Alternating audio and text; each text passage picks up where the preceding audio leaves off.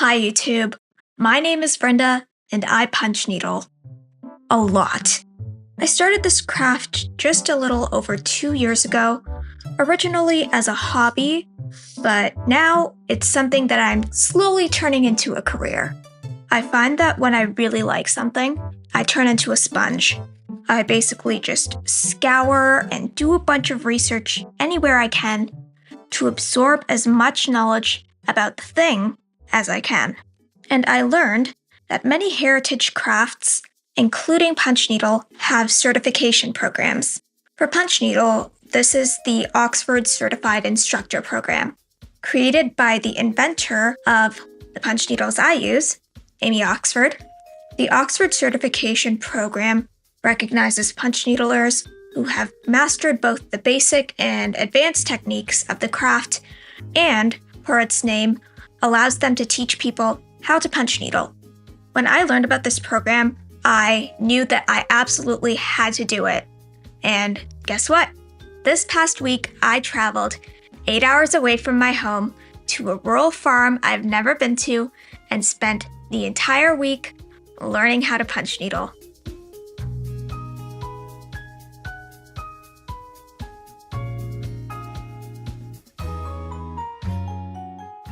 By the way, I'm working on a punch needle project because I feel like it would be really boring if all I did was just talk at you and not do anything. So there's that.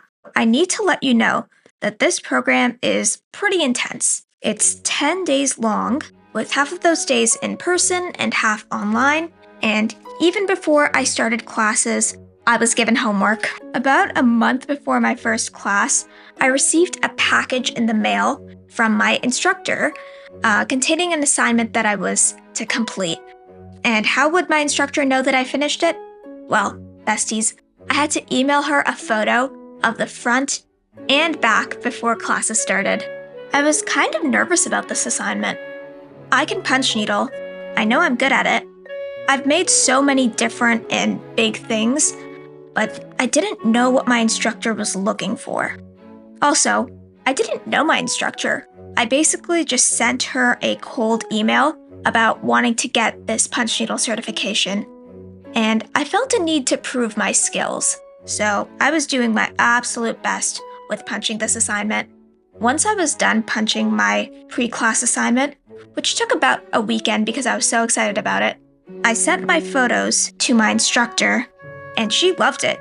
Like, I was not expecting the compliments that I received from her, so I was really happy.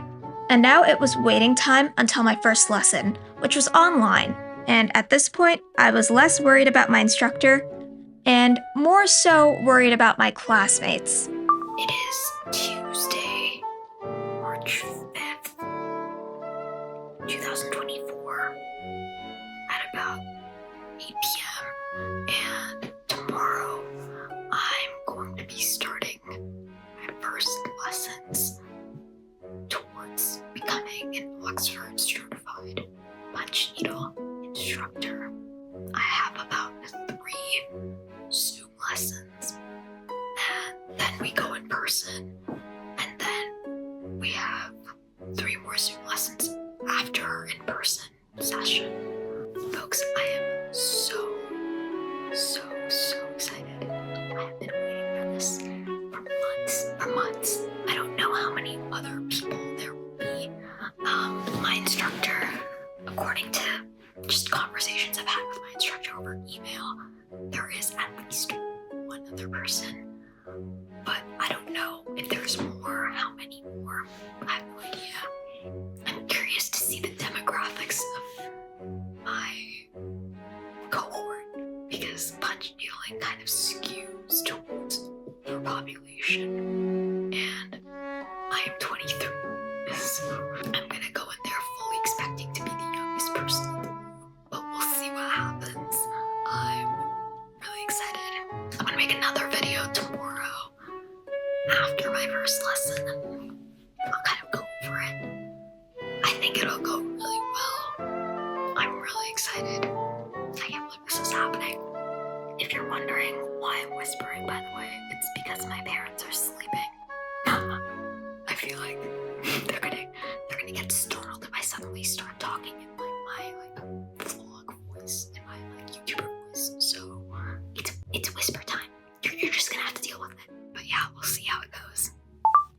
And the next day, it was time for my first class. I made sure to get my setup nice and pretty with all the lighting and everything, and I had a binder for note-taking and the manual for the certification program that I received shortly before my first lesson.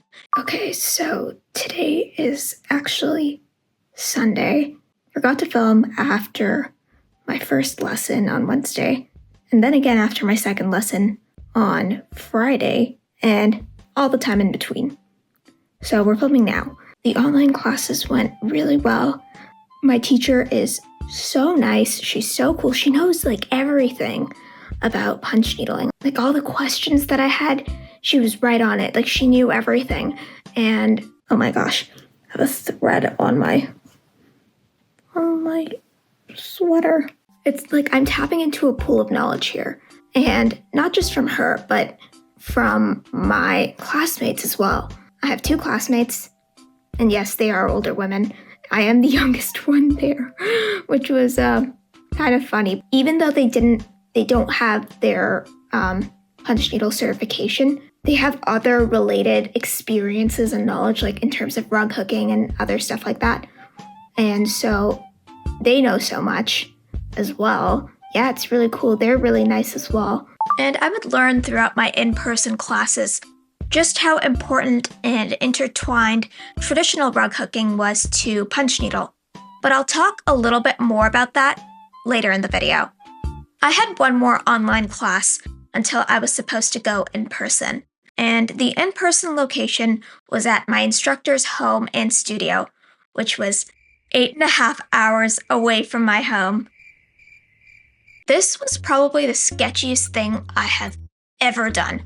I was literally taking a train to the middle of nowhere, because that was literally where this place was, and staying and living at a stranger's home. But I knew I had to do it. If I didn't at least get out of my comfort zone, I knew I would have regrets. And so, that's how I ended up at my local train station at 11:30 in the morning, ready to maybe end up getting kidnapped. I wasn't, by the way. I am back home now, but I did learn a lesson while I was traveling, and it's that for the future, I've got to start booking forward-facing seats. Because man, I was getting some serious motion sickness. I was basically sipping ginger ale throughout my trip because it was one of the few things that would actually settle my stomach. But on the plus side, I got to catch some great views of Lake Ontario. Roll the clips.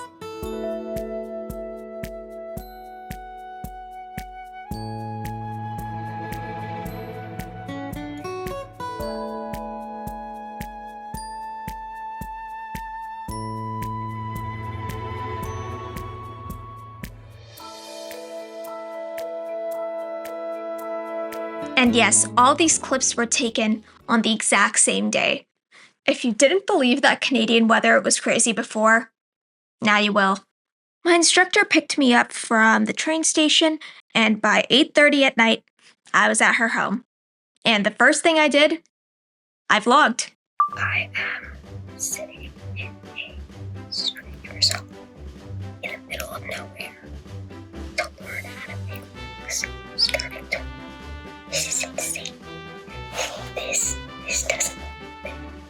I think this is the craziest thing I have ever done in my entire life. I'm finally here. Let's see how things go tomorrow. And the next morning, at 9:30 a.m., I started my first in-person lessons.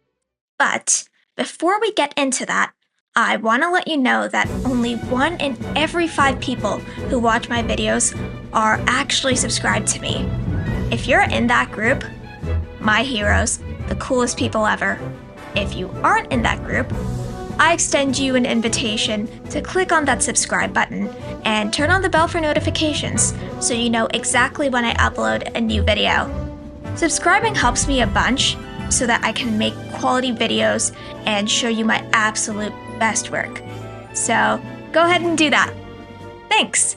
Now back to learning. Since I got in at night, I wasn't able to see anything outside. So the first thing I did in the morning was grab some footage of my instructor's home property. I guess you can call it a farm. And it was so nice. It was really far out into the countryside, so far out that the nearest city was something like an hour away. But my favorite view was seeing her studio for the first time. And those are all of her pieces hanging up on the walls. And y'all, look at all the yarns. All I could hear in my head was that angel chorus sound effect. It was great. I was able to meet my classmates for the first time as well. They lived a little bit closer to my instructor, so they drove in, but my instructor was still super far out, so they ended up staying at my instructor's home as well. I wish I could have driven. It would have been great for just bringing more things and having more control of my schedule, but unfortunately, I am under 25. So renting a car here means that any car rental costs have a young driver's charge tacked onto them. The price of youth. Now, I can't tell you all of the things I learned during my training because I think I would run into some legal issues. But I will go over some highlights. The in-person lessons were great because I got to, reinforce my knowledge of punch needle basics and have an expert right there to help me if anything went wrong. Like, isn't it eye-opening to be doing something a bunch and then figuring out that there's an easier or better technique for doing that thing? It's great. That was my experience. I also got to learn a bunch of advanced techniques. I always wanted to learn how to do shading with punch needle, and I was able to learn how to do so during my lessons. I knew that I'd be challenged in this certification program, but I had absolutely no idea what my instructor had in store for me. On my second day of classes, my instructor revealed to us that on our third day, she would be bringing in 3 beginners, and we would be giving them a one-on-one lesson on punch needling for 3 hours. What? I knew that we would be spending time teaching people how to punch needle during our in-person classes, but I thought that we'd be teaching each other. Nope. My instructor brought in real people, and we would be teaching them. I was surprised, but not really nervous. My entire channel is me basically teaching people about punch needle and how to punch needle. I've done this before. It would be good practice, I guess, to do it IRL, and if I messed up, I would never see the person I would be teaching again. So the next morning, our students came to our instructor's studio, and we taught them. I knew I was in for a challenge. My student, let's call her Mary, was quite a bit older than me, and my first impression of her was that she was very prickly.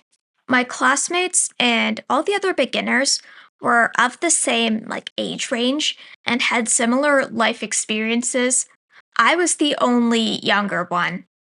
And for me, I think I have a very careful personality. I try to be nice to people, and I'm not super blunt with my words. But Mary was kind of my opposite.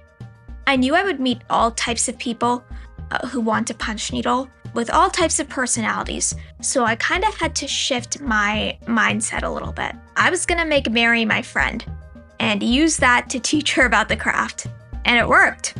She really opened up to me. I learned that she had a history degree, and we got to chatting about the history of punch needle and how important it is for Canadian heritage.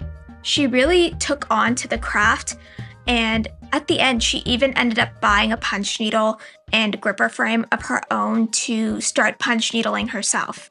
So that was really cool.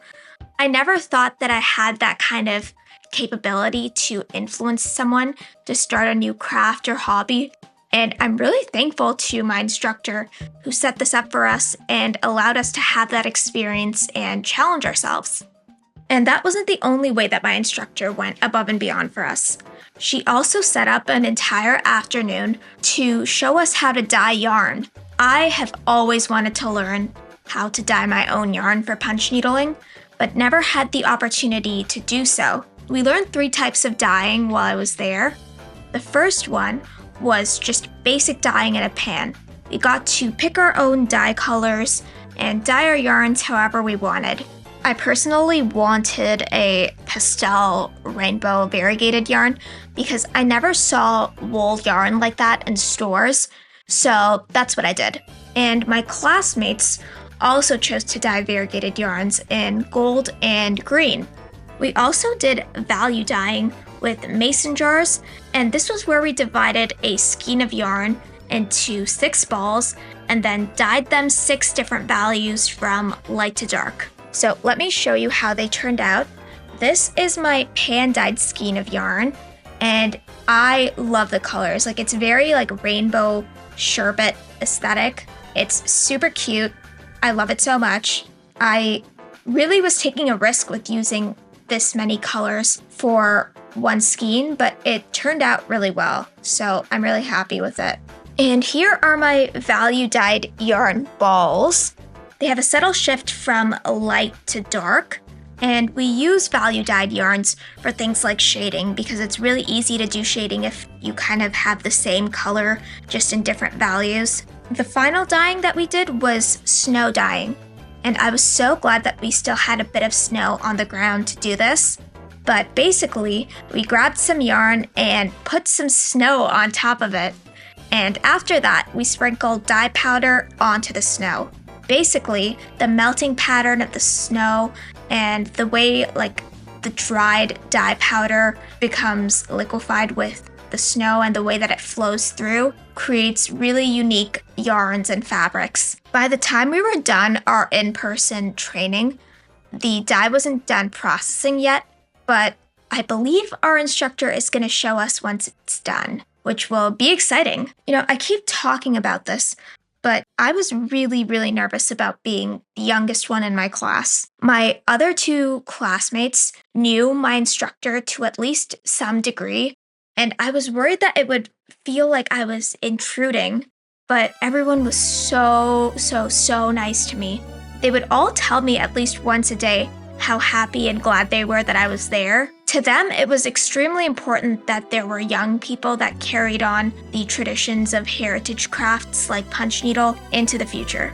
I also learned how intertwined the punch needle and traditional rug hooking communities were because unlike my classmates, I knew next to nothing about traditional rug hooking. I was able to learn a lot from them and about the rug hooking community as well. I also learned how generous these communities were.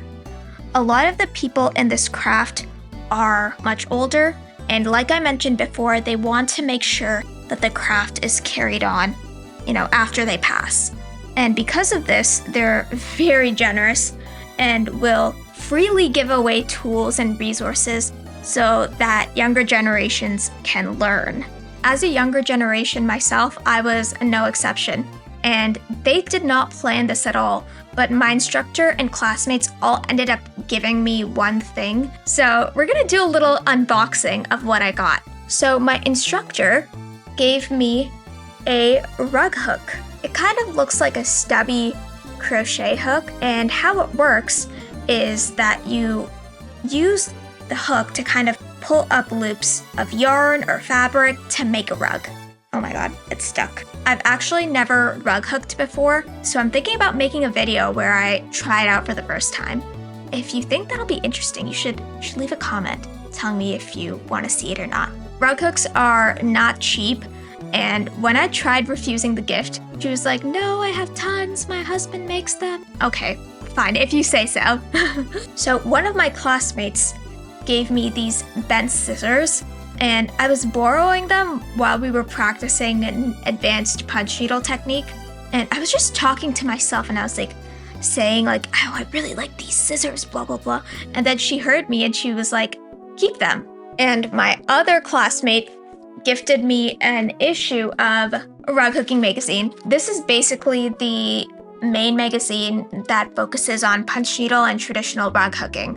I always wanted to grab an issue or even a subscription, but they're not really available in most stores that I've found, and plus magazine subscriptions are kind of pricey, so I never bothered. But she gifted me a copy, and at this point there was nothing that I could do to refuse the gifts that everyone was giving me. I just accepted it. And I'm being honest, I really was not expecting this kind of generosity coming into my training, but I really, really, really appreciated it. I hope I can get the chance to pay it forward one day too. Unfortunately, just attending online and in-person classes doesn't let you become an Oxford certified instructor. You also have homework, and a lot of it. And the main homework assignment is the certification rug. It has to be 2 by 3 feet and has to showcase certain techniques that we learned throughout our lessons. I actually had to bring in a full-sized sketch of it to my in-person classes so I could get some feedback on it. My instructor and classmates loved it. They were really excited to see how it would turn out. This will be one of my biggest and most challenging punch needle projects ever. Not only because of the size, but also because I'm going to dye my own yarn, and because of a time limit. I have just over 4 months to complete all of my homework, which includes this rug. I'm gonna have to physically mail my finished rug to my instructor, and it'll go through a pretty intimidating evaluation process. This is the most important rug I'll make, and I am so excited to get started. But I still have a few more online lessons to go, and I have to complete several other assignments as well to actually become an Oxford certified instructor. For those of you who've watched me before, I know this was a bit of a different video than what I usually make, but please stick around and stay tuned. I will be releasing part 2 of my experience, where I'll be documenting my entire process of making my certification rug. It'll be a very, very special episode of Rug Time. You know, I still can't believe I did something like this. I would have never, ever, ever thought that I would cold email a stranger, take a train to a place that I've never been before, all for punch needle. Thanks for all of your support. Remember to subscribe, and until next time. Oh my gosh. And I barely punched this leaf.